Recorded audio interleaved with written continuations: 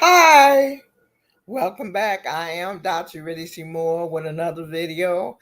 The last video I did, we looked at sustainability, how to make your nonprofit sustainable. People do not want to be an ATM machine, neither do they want to be a welfare system for your nonprofit. So we cover some of the ways that you can make your nonprofit sustainable that you are entrusted with. So, hi, I'm Dr. Eurydice Moore, Eurydice Sole Proprietor, 501c3 nonprofit startup specialist, grant writer, governmental contractor. We are a consulting firm, and we also have the MBE, WBE, BEP, DBE, and WOSB certification credential, which means that we are eligible to identify, submit, and attain governmental contracts on the city, state, county, and federal level. So, contact me. My information is scrolling across the screen for a free 15-minute consultation in which I will tell you if your ideas are feasible, fundable, feasible, fundable, feasible, fundable. Will your idea fly or die? And then also, is there funding that can support and help implement, execute your ideas and projects and your activity? So we also help for-profit people, but our specialty is nonprofit. We've been around for 20 years. Yes, 20 years. And we are celebrating 20-year anniversary this year. So what I want to talk to you about, the last video we talked about sustainability. This video we want to talk about collaboration. Okay, the days of the Lone Ranger is over. I'll say it again. The days of the Lone Ranger is over. Now, I want to take a pause, a commercial break. You may like, you may share, you may save this video. If you are a subscriber, I want to thank you for, tuning in. If you are new to the channel, then please feel free to subscribe. Whatever the case, hit that notification button so that whenever a video is produced, you will be notified and you can look at the video. I will be reading and sharing from you and teaching from this book that's called, let me see, Resource Development Going to the Next Level. You have the 501c3. Now what? Once you get that 501c3 as a nonprofit, and I have done a lot of videos that explain what is the 501c3, what is the benefit of having it. And so you can go and check out those videos. So anyway, you got the 501c3. Now we're talking about funding, how to get funding. So this book talks about the various way to get funding. Okay, we talked about sustainability in the last video. We're going to talk about collaboration, which is a curse word to many people because many people have been burned. They don't want to be bothered with nobody. They have tried to enter into partnership, joint ventures, and got burned. People didn't do as they promised. People just took. They ran into takers. They ran into parasites. They ran into people that left the load on them. And then when they got what they wanted or needed, then they abandoned them. They were left holding the bag. People have gone to meeting and were so excited, and ideas have been produced through these meetings. And then stuff was written and recorded down on paper, and a document was submitted, and then people was cut out, left out. When the money came and flowing, they didn't have a part in it. Their name is nowhere on the proposal. So you pretty much don't want to be bothered with anybody. People lied to you and told you they had certain credentials, and then it turned out that you had the credentials. So they wanted to to ride off of your credential, your hard work, your blood, sweat, and tears. And then when the money came in, the money was rerouted to folks that weren't qualified, that didn't have no degree, that didn't have the experience in the background. Oh, everything I named, I have been through it. I've been in it and I've been through it and I'm out of it. Glory be to God. So you got to shake yourself off. Everybody is not a crook. You got to be more prayerful. You got to ask God to help you to identify the parasites, help you to identify the takers, help you to identify the liars. You got to ask him to help you navigate. You got to ask him to send the people that you are to work with, and you got to make sure those qualities aren't inside of you, and that's what you are attracting. That you yourself is not a parasite or a taker or a user or abuser or a manipulator. You got to make sure it's not in you and that you're not drawing them type of people to you. Okay. So anyway, let's talk about collaboration. I say collaboration been beef up like late 90s, late 90s. As I said before, I've been in business for 20 years, but I have been writing grants since 1985. I have worked on fundraising and sponsorships and, any way to get some money into an organization. I have worked for other nonprofits. I work for churches. I have worked for nonprofits, you know, uh, to work on raising money, knocking on doors, canvassing to get donation. Uh, so let's talk about the different types of donations you can go after. You can go with private contributors. And what is I might be ahead of myself. I'm just going to name them, and then in future videos I'll do a breakdown. So where can you get some funds from? You can get funds from private contributors. You can get funds from businesses, foundation, corporation, insurances, bequests. You can get funding from there. Funding can come to you from the city, state, county, and federal level. Okay, we're going to talk about that in upcoming video. But right now, back to collaboration. I find myself getting off the subject.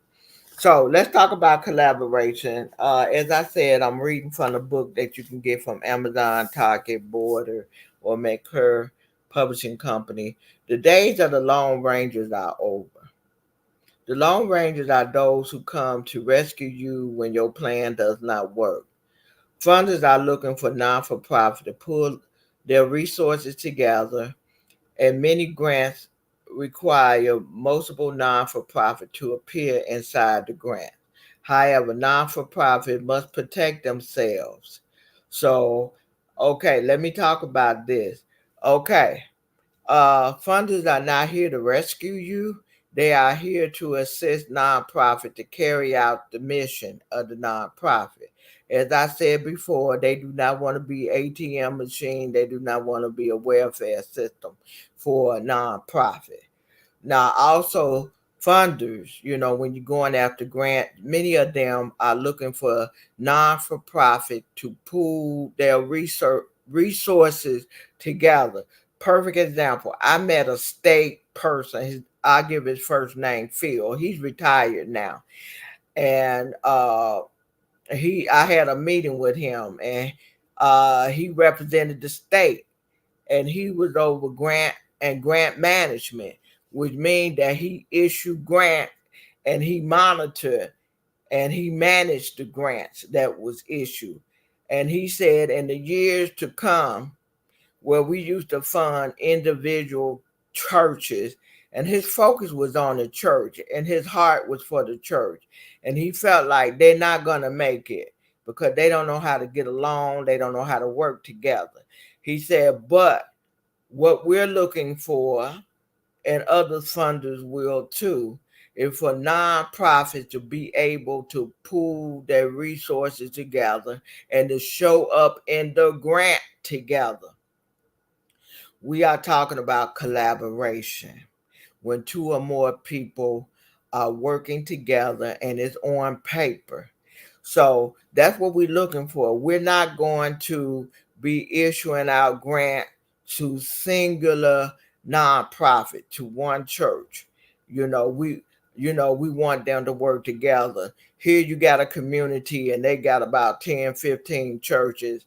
We're not going to be issuing 10 grants, 15 grants individually to churches. We want to see grant, maybe those 10 churches get together and it just be one grant and they all work together and they each have a part in that grant. That's what we're looking for. And he said, unfortunately, he said, I'm getting ready to meet with them and let them know what's coming down the pipeline. And he said, I'm sure that they're not going to be in agreement. And when they leave the meeting with me, their attitude is going to be business as usual, and they're not going to get any grant because I've been instructed not to fund them anymore. So, sure enough, he had the meeting, and I made contact with him, asked him how did the meeting go. He said it went just like when it was time to submit the proposals. There was no collaboration, no collaborative expert. They totally ignored him, and guess what?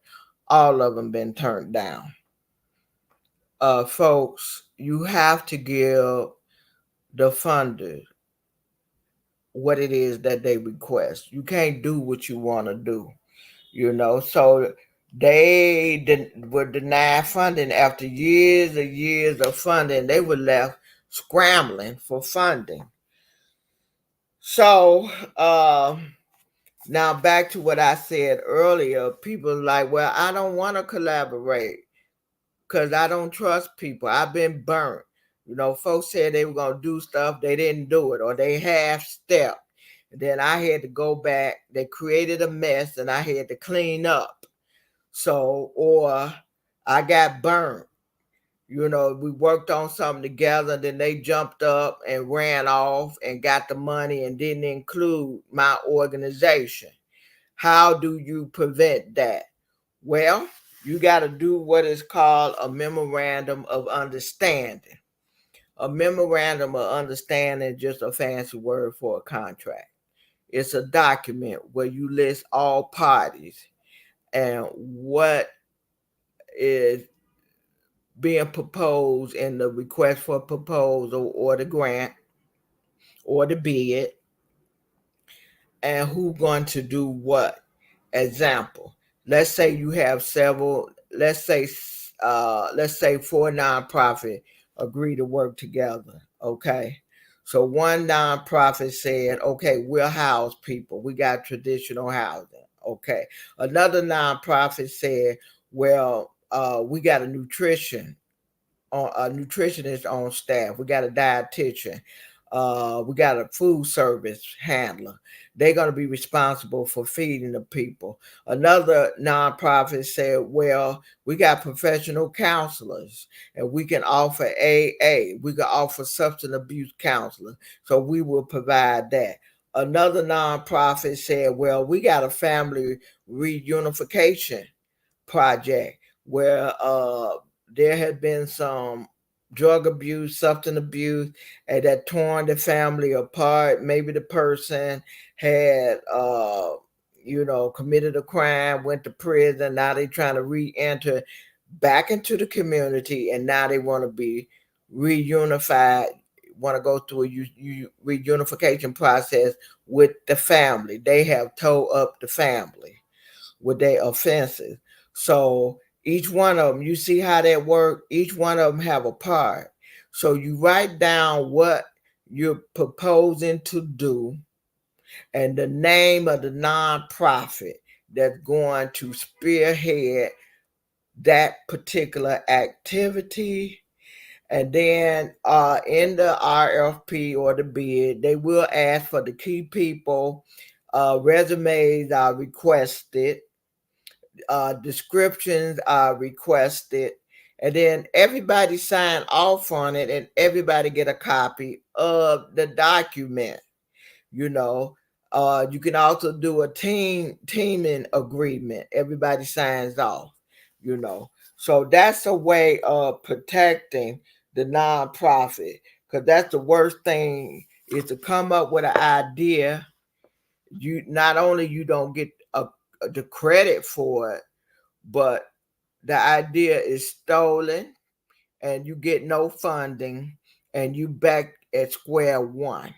So once again, funders are looking for collaborative activities. Don't be fearful anymore. You know to put together a teaming agreement. You know to put together uh, a memorandum of understanding. You can also do a non-disclosure agreement known as an NDA, where all parties sign off. Look, we discussing this project. You're not going to discuss it with anyone, and you're not taking this idea anywhere else. You could do a non-disclosure agreement. You can also do what is called a non-compete.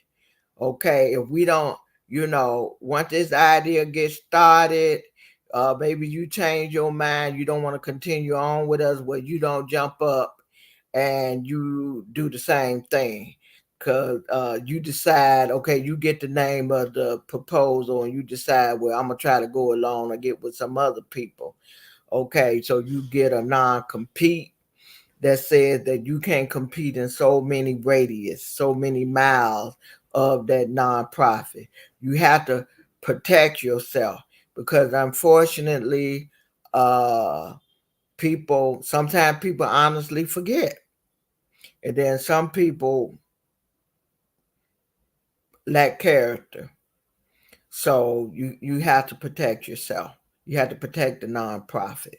So this is Dr. Riddick Moore. I have concluded this. Next upcoming videos, we might talk about insurances. I might invite someone to talk to you about insurance. I think I will one day schedule that and invite some insurance professional to talk about insurance. So I want to say God bless, Godspeed. Like, share, comment, hit the notification button. If you have not subscribed to this YouTube channel, please do so.